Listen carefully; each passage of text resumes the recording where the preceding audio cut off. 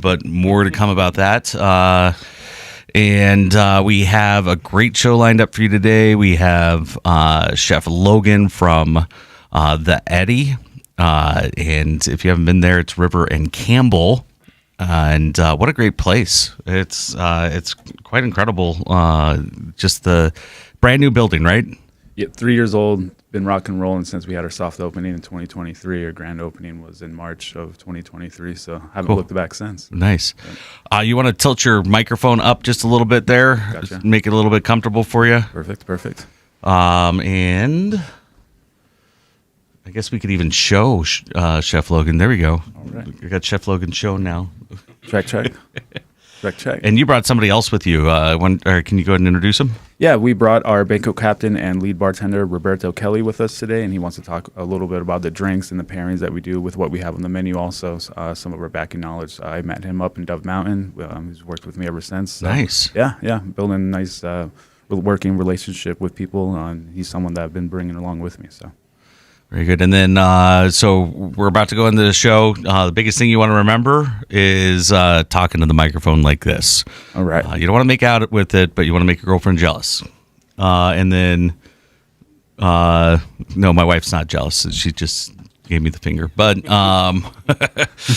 and when we get down to the last minute, I'll put up my finger. It'll look something like this.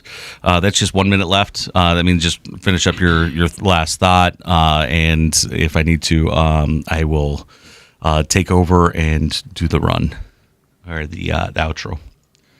Any questions? Nope. Questions? Have you been on the radio before? Never. Awesome. Well, welcome. Thank you. Have you ever been on the radio before, Chef Christian? How many times have I been here already? I don't even remember. Like 900? About 900 times, yeah. Or 3, one of the two. 3 900? Somewhere in between. Awesome. Well, let's get going because we got a lot to get done today. So, all right. Let's do this thing.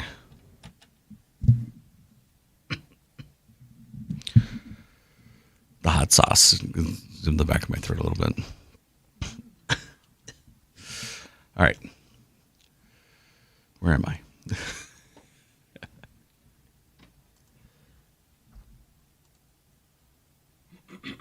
What's up, Tucson? Welcome back to the Tucson Tasty Show, your weekly ride through the flavors, makers, and food stories shaping our city. I'm your host, Wesley Source, and today we're going to have a great day. We have Chef Logan of the Eddy. We have our illustrious executive chef of the Tucson Tasty Show, Chef Christian Padilla, our co-host. And the secret ingredient to taste. Thank you so much for that, Chef. And this show is brought to you by Vera Earl Premium Beef, Tucson Family Food Project, Local First Arizona, Portillo's Hot Dogs, SACA, the Southern Arizona Art and Cultural Alliance, and they are dedicated to creating, preserving, and advancing the arts. And don't forget to join the Tucson Tasty Show membership program. We're ramping up. We actually just added a union restaurant, Reforma. So you got to go check out what their secret menu item is. Super excited about having them as a partner with the Tucson Tasty Show. But you can check all of that out at thetastyshow.com. Go to a membership page and you can sign up. It's only $10 a month. Gets you access to all the top restaurants in Tucson. You also get that secret menu item. And all you have to do is tag us, tag the restaurant, and every 10 items that you purchase, guess what? You get a $25 gift card, and it's to a random restaurant in town. So grab that, and you can also grab one of the Vera Earl Premium Beef Tasty Show boxes, which is a hand-selected ranch-to-table cuts. You get 5 pounds of ground beef. You get 2 select items. You get 2 surprise items, and you get some of that amazing beef snacks. Which have you tried the beef snacks yet, Chef Padilla? I have not tried the beef snacks yet, no. You have to rectify that because, you had the hot dog, right? Yeah, the hot dog was great. Yeah. Flavor profile was awesome. That snap on the casing as well. Natural casing? Yeah. Natural casings, yeah. That's the one. Big fan of Vera Earl beef, so. Awesome, and we're going to be doing a tour down there, hopefully this month, and which is really exciting because we're gonna go meet the cows, and then we're gonna go cook the cows. But if you want to join us, definitely reach out to us at the on thetastyshow.com. That's thetastyshow.com. This segment of the show is brought to you by Vero Premium Beef, obviously, your official protein. And of unforgettable meals. All right. So let's dive into this. Chef Logan. Hey, good morning, everybody. How are we doing today? Good. Excellent. Great to have you on the show. Likewise, thanks for having me. You're becoming a Tucson legend if you're not already a Tucson legend, I would say. But you're over in Pin and Flower, and that's at the Eddy, and that's River and Campbell, right? Yep, River and Campbell, about a quarter mile north of the intersection, just past the church on the right-hand side. Awesome. See the big Eddy sign and go across the bridge. Yeah, you'll see it. And you're bringing something to this concept that it hasn't been done at any other of the Eddy concepts, right? And the Eddy concepts are part of the Hilton? Yeah, we're Hilton branded. We're a Tapestry branded Hilton. We're the only one in Arizona, so eclectic boutique, a smaller hotel, only 106 rooms. Got to have kind of a fun story to be a Tapestry edition Hilton. So we pay homage to our owner, Jim O'Connell. His grandfather was an Irish immigrant. They moved to Montana, Helena, Butte, Great Falls, and were bakers during the gold rush at the turn of the 20th century. So we pay a lot of homage to baking, breakfast pastries, our dinner rolls, anything that comes out of the oven today. We have a lot of emphasis on our roots, to our culture, to chef to table. Anybody that comes in that's our guest, we like to tell the story, come out and bring them free bread, and give our style of hospitality. Complimentary bread, right? Yeah. Oh, yeah. Complimentary. Complimentary. We walk it out. We make you feel a part of the team. So awesome. And then your bread, are you still getting it from your local source here in Tucson? Yep. And we also bake in house as well. So nice. Yeah. We've kind of ventured on a little bit and challenged myself and get into the baking realm. So we definitely have to get him in for a baking demonstration then, for sure. Yeah, yes. And so let's talk about you really quick. What is your story? Why did you become a chef? I feel that there's certain times and places where the industry chose you. I actually was in school at the U of A to be an electrical engineer. That's the path I chose. I was still a chef at the time, but I wanted to do something else. I was in my mid-20s. But I grew up on a ranch out by Kitt Peak on my mom and dad's acreage. We had about 40 acres. We did cows, livestock, geese, goats, anything, we sold them off to slaughter. And my first job was pulling targets. My second job was a cook at Inn Suites on St. Mary's and I-10. I actually drove by there the other day. It's an apartment complex now, no longer a hotel, which was kind of interesting. I was doing bone-in New York strip steaks on a bone saw. Nice. And I had this deja vu about 60, 90 seconds. I just couldn't snap out of it. And I was just going back to the ranch, thinking about how I grew up. And I was like, here I am, full circle at about the age of 18, 19, just cutting down these steaks. And, I felt right at home doing it. Brought me right back to the ranch and never really looked back. So, I'm actually a big fan of how you put it. Like, I didn't choose the chef life. The chef life chose me.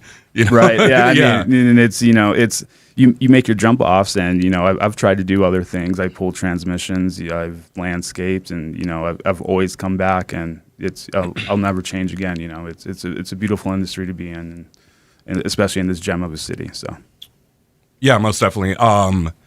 I have a very similar story. I mean, I was going to school for surgical technology. Then I realized I like working in kitchens. The culture, the camaraderie, the community, and everything is just. Mm-hmm. Yeah, there's nothing else like it.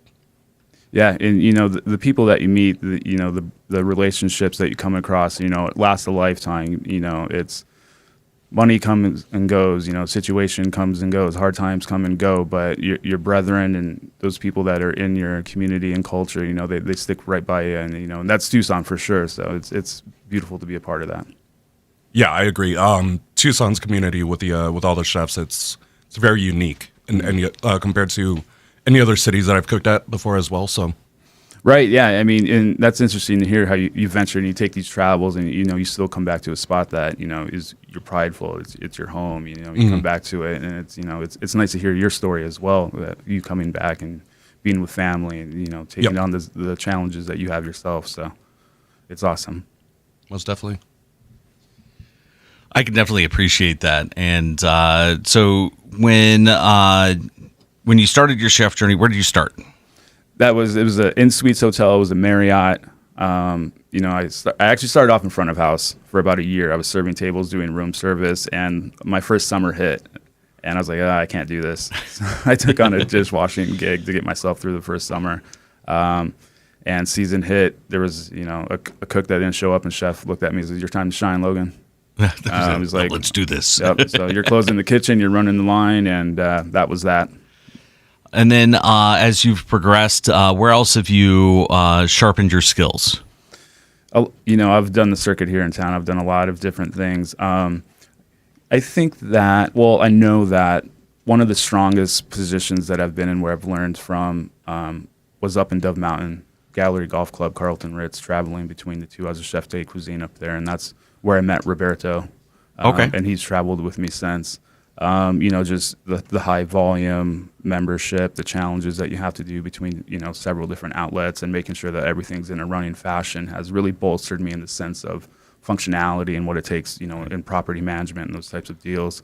But as far as my culinary skill set, working with some of the funner chefs, from 2010, Ryan Clark, Marcus Van Winden, Eric Catalano, some of these guys have traveled out of town now, but they were kind of militant guys that made sure you were honed in on your skill set, not goofing off, and really focused. Yep. And I think those guys, and it's hard times, challenges, difficult plates to maneuver and to execute, but your nerves become steel, and you get past it, and it becomes fun. You become a part of the culture, and you make it lively again. Once you get out of those aspects. So Lodge on the Desert was another one for sure. I did a catering that was called Chef Chic, where I worked with Chef Wendy for a while. You have been everywhere. And, doing the catering and the nuances of going into people's homes and cooking with them in their kitchen and talking with them about what you've done as a chef and teaching them in their homes in that, nice, quaint setting, I think has probably been my strongest skill set. And working with people, cooking for people, teaching them how to cook, whether if it's in their own home or in my kitchen, whether if it's in my home. So it's a broad spectrum of a lot of different things that I've done. Fair. And what would be one thing that you could share with young aspiring chefs to help them on their path and not lose faith? Own it from the beginning and stay in control. Yeah, most definitely. I mean, that's one of my favorite questions actually at every interview is like, what would you tell someone that's, wants to get to your position? And my favorite answer that I've heard and kept is learn from your mistakes so you could make new ones, Right. Yeah. I guess I got to play on that is mistakes aren't mistakes unless you perceive them to be. I've had many. My chimichurri salsa was a mistake in the beginning, and that mistake has rode with me for about 12 years now. Nice. Hasn't changed. Wonderful. Well, we'll be right back after the short break. Every dish definitely tells a story. Every guest. I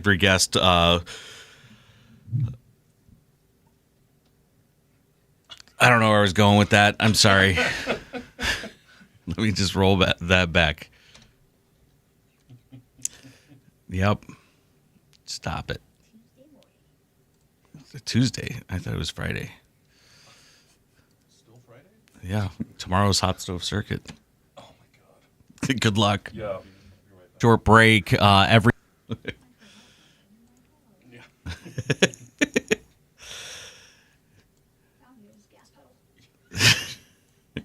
All right. Stop. Focus. Jesus.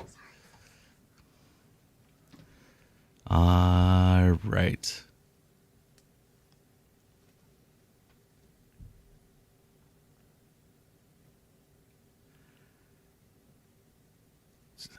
I'm trying to piece this together from last week's episode that didn't get recorded. Shut up. Really. Yeah. Let's see.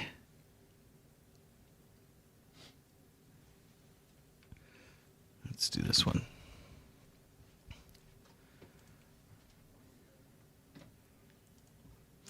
And if you missed it, don't worry. There's going to be lots of other dinners with the Hot Stove Circuit. Studio Llanos was amazing. We sold out all the seats.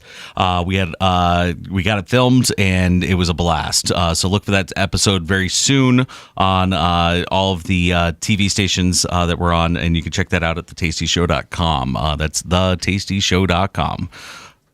We'll be right back. Stay tasty, Tucson. All right. Stay tasty, Tucson. Stay tasty, Tucson. Yes. Stay tasty, Tucson. Stay tasty, Tucson. I am Ron Burgundy. All right, some behind the scenes because we are live on all the social media. We're having fun. Thank you for the backstory. Going to the next segment, we definitely want to introduce your guest and talk about what he brought or brings to the table and what you're doing over there. And we can also go into has anybody showed up? All right, we can definitely go into a few more things with the Eddie and what you're doing differently there, because you've got a full-on gourmet kitchen that's pumping out some of the tastiest food. And I brought a couple menu items too. Okay. For us to taste and kind of go over as well. Okay. That I have some content for sure. So we can do that second half on the or the next one. Definitely. Perfect. Can I grab a little water, Tina? Yeah. Please and thank you.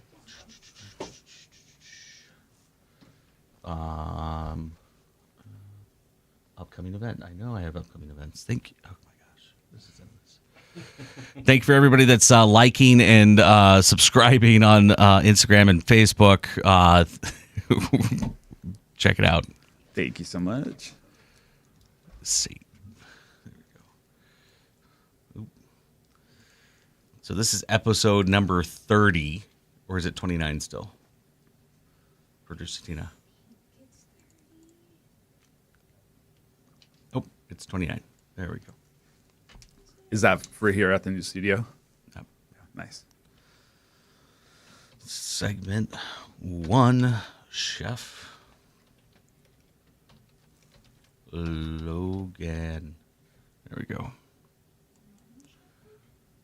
I am. No. This is going to go out, I believe, the day before Meet the Chefs, so we can talk about that as well. Okay. This episode will? Mm-hmm. On the 17th? Okay. Are you doing Meet the Chefs this year? Yes.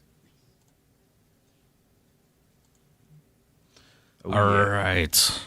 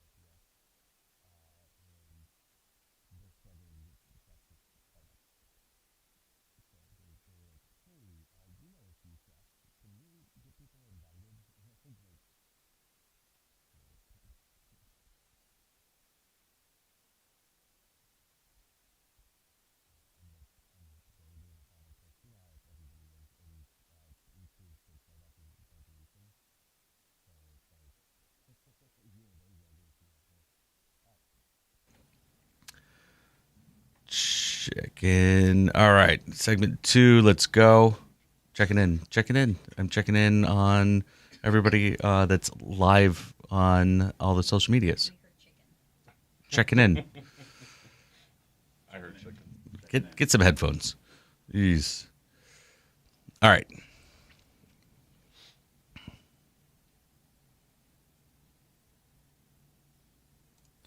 Welcome back to the Tucson Tasty Show. I'm your host, Wesley Source, And we're here in studio with executive chef of the Tucson Tasty Show, Christian Padilla. How you doing? Doing good. How are you? Good. Glad you made it this morning. Me too. I'm happy to be here. And tomorrow we've got an amazing event. If you don't have tickets yet, it's going to be out at the Desert Diamond Casino at the in Sarita, and that is Meet the Chefs. And the Meet the Chefs is how they select who's going to go up against the current reigning Iron Chef of Tucson, which is Anthony from Oban. He threw down the gauntlet last year. In fact, it was so close. There are rumors that Chef Ken Foy is going to be participating to try to win back that third title. So, I mean, just rumors. We'll find out tomorrow. So definitely got to stay tuned for that. And Chef Logan, you're actually going to be participating in that. Yep, I am competing this year, definitely. Second year in a row I'll be in it, so.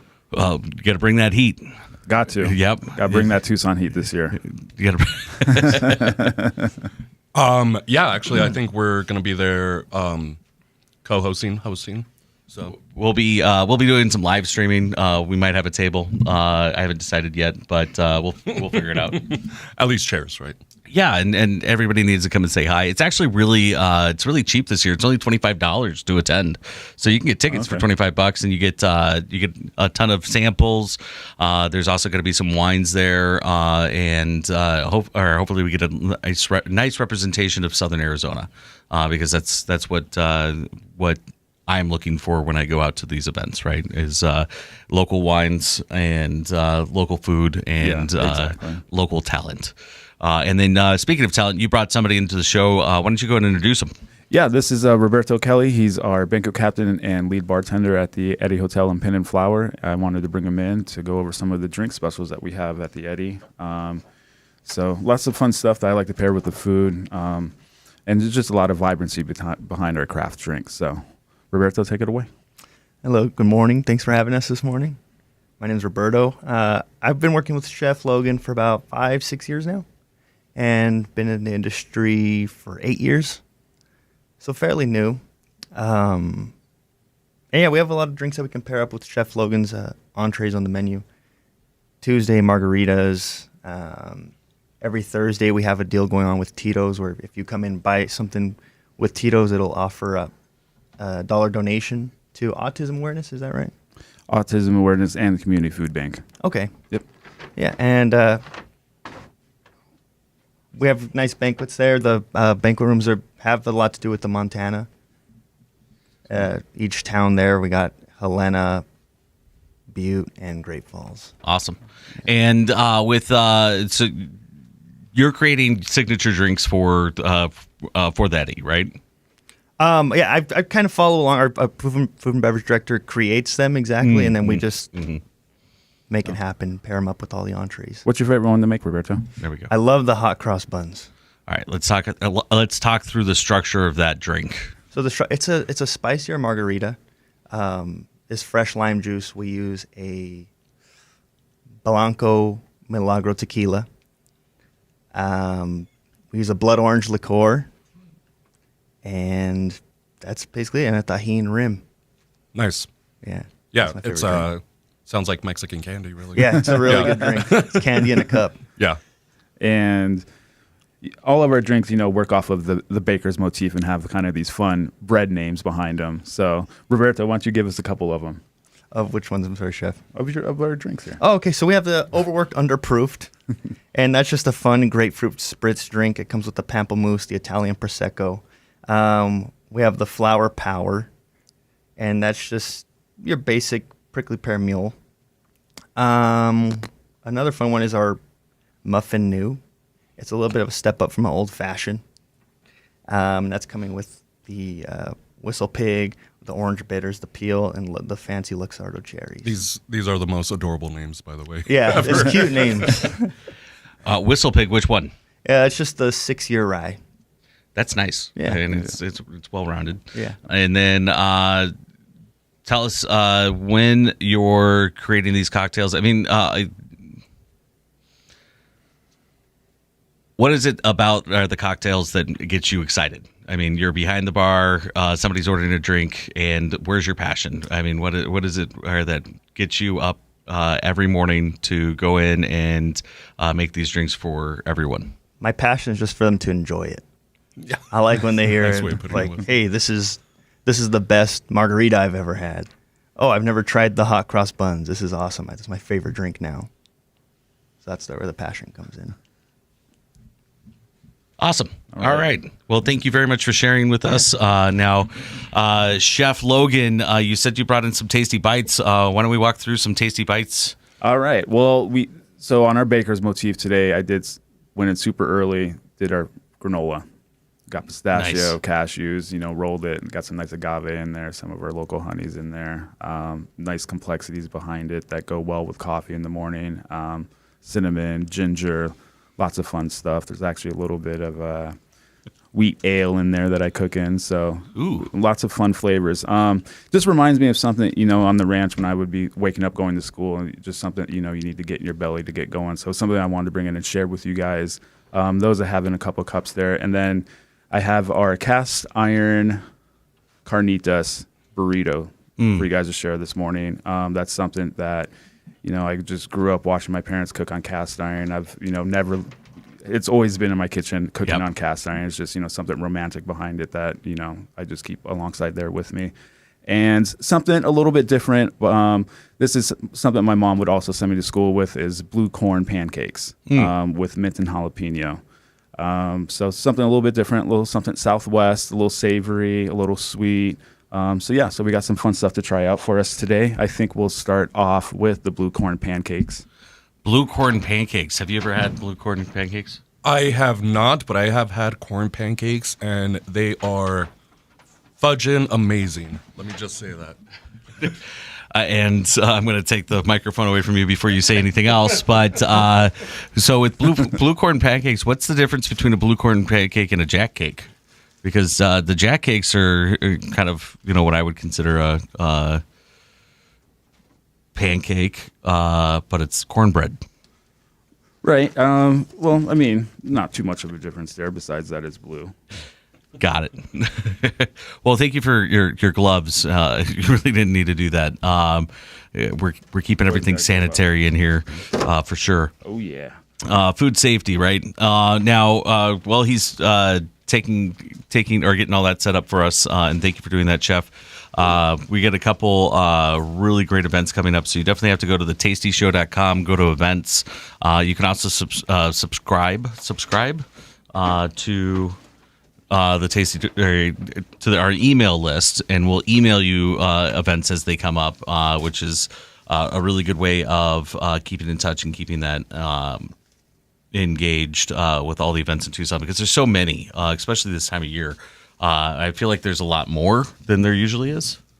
I would say so. Being part of the Tasty Show now, and actually like having some traction in Tucson, with my career, I'm hearing of just events like coming up almost every weekend, really. Yes. Yeah. Yep. But yeah, I'm excited. I mean, it's great being a part of this. So, Well, thank you. And we're excited to have you as a part of it as well. So the blue corn pancakes. All right. Let's. I'm gonna pass these over. So we also have our in-house strawberry and blackberry compote, and we have our agave garnished with a little bit of our granola that we made this morning. There we go. Yummy. So the what kind of nuts are in the? A plethora. Okay. We have walnut, pepitas, cashews, pistachio, almonds, candied pecans. That's actually not a bad idea. We could just pop that open. And you guys have room service at that as well? Oh yeah, we have in-room dining. We In-room see a lot dining. of that during breakfast. So And the syrup? just like that. Use Okay. agave nectar. Yep. I kind of want to make ooh, oh, there's that spice. Nice. I I want to make like breakfast tacos out of these. That was, actually what I was thinking as I was finishing up this morning, packing up. I was like, all right, breakfast tacos, and that kind of placates, sometimes you make a mistake or do something, completely different, and then you come up with a whole totally different idea. And that's the beauty behind what we do, right, Christian, in this culinary world is, you kind of design something and you end up in a whole completely different place than what you thought originally in the beginning. So, yeah, like, when you and I met, I was talking about how you're limited as far as your imagination goes. So, yeah, imagination is key, definitely. Yeah. And, the blue corn is something that I'm transitioning into in several of my menu items across the board. So definitely looking forward to that. That is really good. The blue corn comes through, but it's not overpowering. It's a really amazing balance. It does have that little bit of spice to it, but it's not. It's just in the background, so it's a Right. highlight note, and that is really good. The compote, delicious. Again, really well balanced. It's not overly sweet. There's a lot of times when you get a compote and you go, "Wow, that's diabetes." Right, yeah. It's definitely not this. And it shouldn't be either, right? Well, I mean, and there's multitudes behind, the way that you want to design a dish, blackberry being one. We'll It's have more of this right after the break. Stay tasty. Sorry. No, I didn't see that. Yeah. I was trying smoke signals. You didn't see them? No, I wasn't. And we're Totally fell off course there. Sorry. no, all good. I was hoping that somebody was going to come in here, but that's all good. Let's see.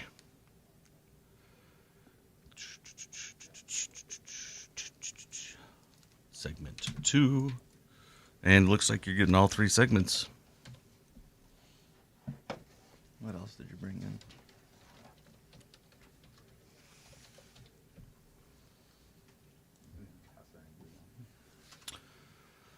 All right. Cast iron burrito. And I just so happen to have some hot sauce. Right. Spot We'll on. see. We'll compare the hot sauce and the salsa. Perfect. Do a little comparison. Do you make the salsa? Yes. Okay, well, there's not a comparison. I was at a restaurant and on the other day, and I was actually with my Fox representative, and he was like, "Hey, let's meet over here." And we go in, and they said, "Do you want chips and salsa?" And I was like, "Is it complimentary? I mean, am I paying? What am I paying for the chips and salsa?" Because sometimes you go into some of the restaurants and they're like, "Yeah, you get chips and salsa. It's $9," and you're like, "For chips and salsa?" Right, yeah. And they said, "No, completely complimentary with the order." And so I was like, "Sure." And this lady comes over with the whole tray, and she starts making the salsa for me, with a muddler. Am I saying that right? Malcojete. Michael Hette? Malcojete. I would call it a muddler. The volcanic stone ones. No, Oh, okay. Yeah. it was just a big ball. Pestle and mortar. Yeah, pestle and mortar. There it is, pestle and mortar. Thank you so much for getting there eventually. My bad. That's why you're here. You're supposed to translate for me. And so she starts making it, and she puts the everything from top to bottom. They stewed the tomatoes, and then she just pulls them out of a cold tray, and I was like, wow, this is actually impressive. Wow, what a experience! Right. Really, yeah. And then- I mean, it's to have something live action like that Right. is really fun to have at the table. Perfect. All right, so we're still live, but thank you, producer Tina. We're gonna go right back into it. So we left off with talking about the syrup and the compote, and Okay. yeah. Let's see.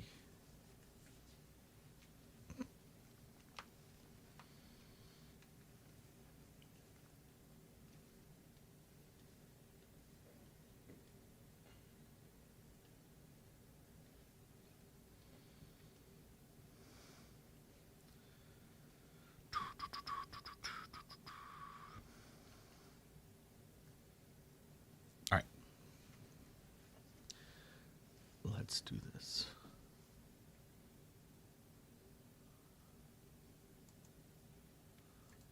Welcome back to the Tucson Tasty Show. I'm your host, Wesley Source, and this is Chef Christian, our co-host. The secret ingredient, Wesley, you keep forgetting. Thank you. This segment is brought to you by Local First Arizona, championing independent flavor across the state. And now it's time for the rest of the tasty bites from Chef Logan. Now we were talking about the compote and how it's not overly sweet, and you were starting to describe why. Exactly. Let's talk about that a little bit more. So, part of the ideas in my cooking is that less is more a lot of the time. I like the natural ingredients to be the star of the show and to just shine through in the flavor profiles and the palette of taste. So with the blue corn, everything's, a lot subtle. And I didn't want anything to be over sweet, have a little bit of mint, a little bit of serrano in there. But I wanted it to shine through and not have something sweet like you were saying. So I chose blackberry compote. It's something that's not too sweet and something that, is going to placate alongside with the other flavors going through in the pancake. So. Yeah, actually, nicely put, because I think a lot of chefs overcomplicate dishes, and nobody really understands how difficult it is to keep things simple. Just let the ingredients speak for themselves. Describe themselves, flavor profile, and everything. Exactly. And, and I think in, the region that we're in, we have so many ingredients that we can use subtly, chichilpine being one that, the way that you can just articulate it and use it in a multitude of fashions is, if you can just really dial in, it really works for you, and it does a lot of the work in your dishes. Absolutely. And then, it's like Bedia, right? I mean, Bedia's has, you can find ones with 9 ingredients. You can find or some with 40 ingredients. Yeah, definitely. My birria has like 18 ingredients in it. So, yeah. And there you go. All right, so you brought something else. Let's talk about it and the structure of the dish. Growing up, a lot of cast iron in my family's cooking. It's a vessel that's always stuck with me, and cast iron carnitas is something that I've done since I was a younger chef in about 2014 or so. So today, I brought it in the form of a burrito because I don't have anything to, cook cast iron in the studio. I don't want a bunch of grease flying over your nice equipment. So, thank you. Yeah, of course. I heard also appreciates that. So today, I did it in a burrito form. I got it this morning. I got the nice brand on it for you guys. Again, some just nice subtle flavor profiles. I braised the pork, in more of a tropical style with a lot of citrus, pineapple, Tampico. So yeah, let's just bust Tampico. it open, and I'll just go ahead and open it on up for you guys. And now we have a in-house smoked charred tomato corn salsa that I've brought with us for us to taste. And you can get this to go, like you're rushing out the door, and you can say, "Hey, I want the burrito, chef," and you'll toss it. Those to them. business travelers are unrelentless. Sometimes they're in the morning. Yeah, they want their food as fast as they want their coffee, and we get it done. Take that bad boy right there. All right. So I have high standards for pork because I don't eat it very often. In fact, the only pork I really eat is bacon or Italian sausage. I had just heard that Yes. On one of your podcasts the other day. And but all good. Let's see what we got.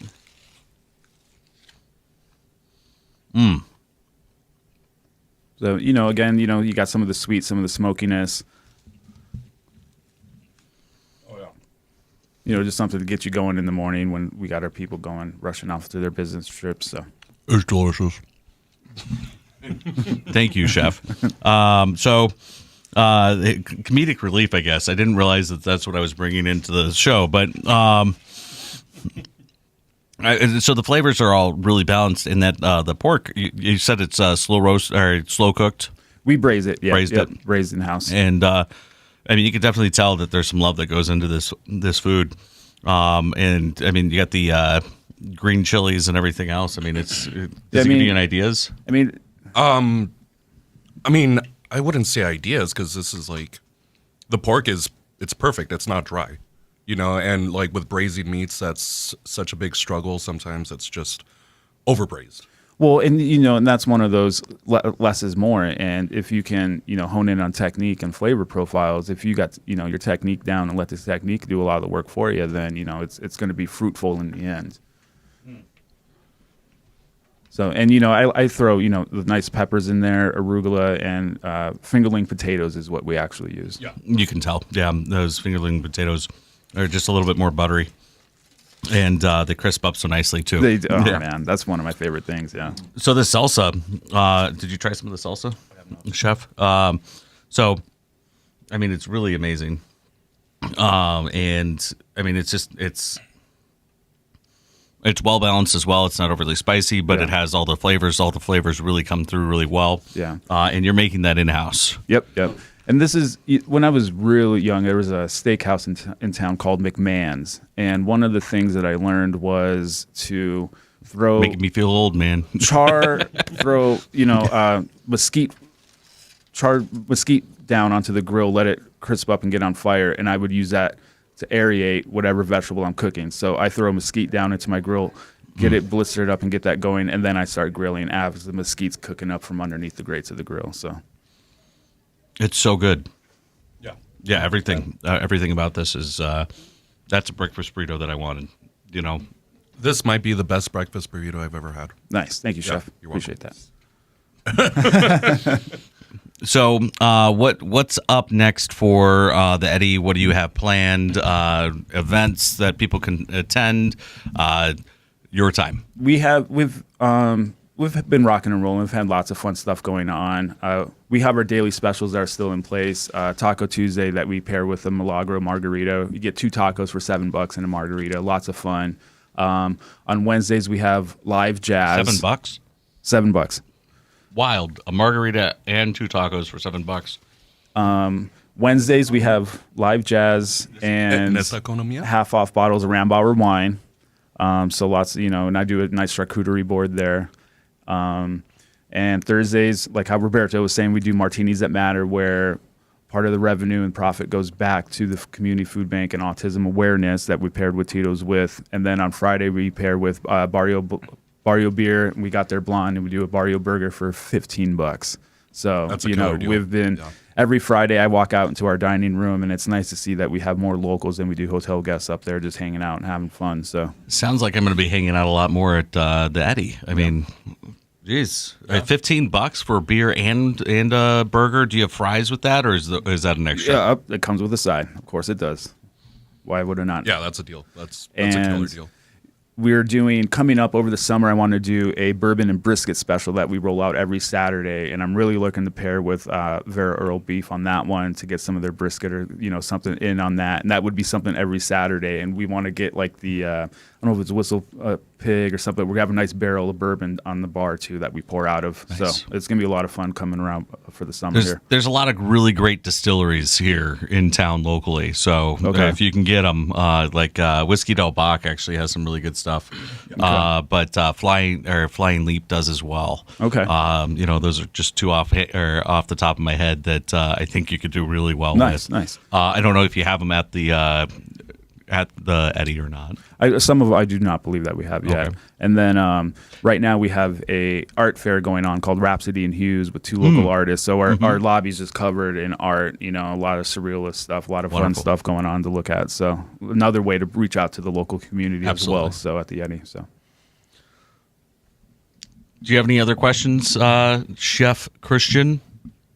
Yeah, actually, Chef, what is your favorite dish to make?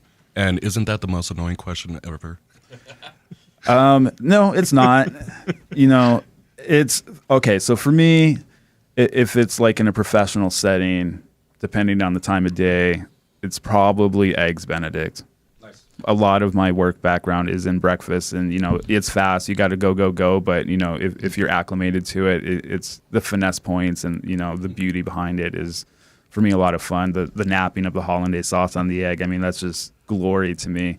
What would be your ideal, because you can do a lot with eggs Benedict, what would be your perfect eggs Benedict? I think my favorite was it was on a challah bun, and I did a carne asada eggs Benedict with a blood orange hollandaise.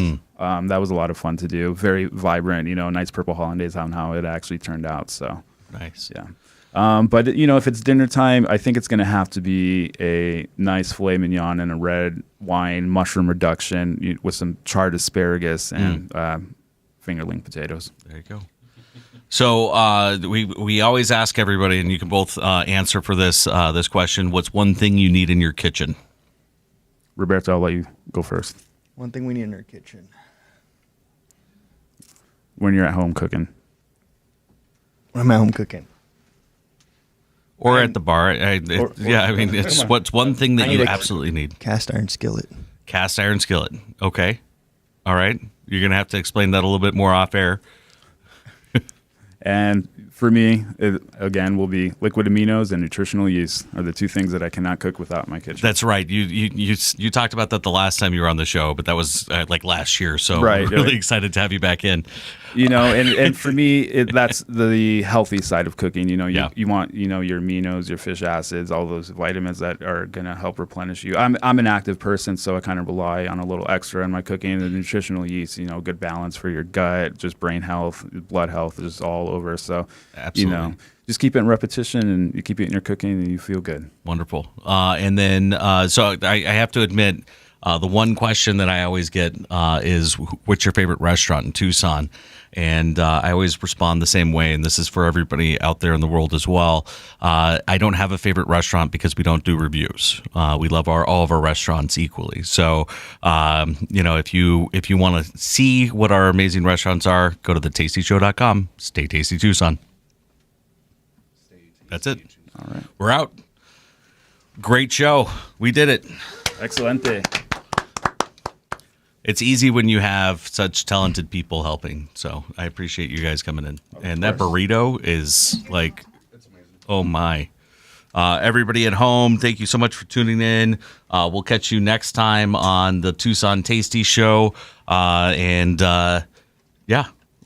Chef, do you have anything to say? No, nothing else to say. Stay tasty, Tucson.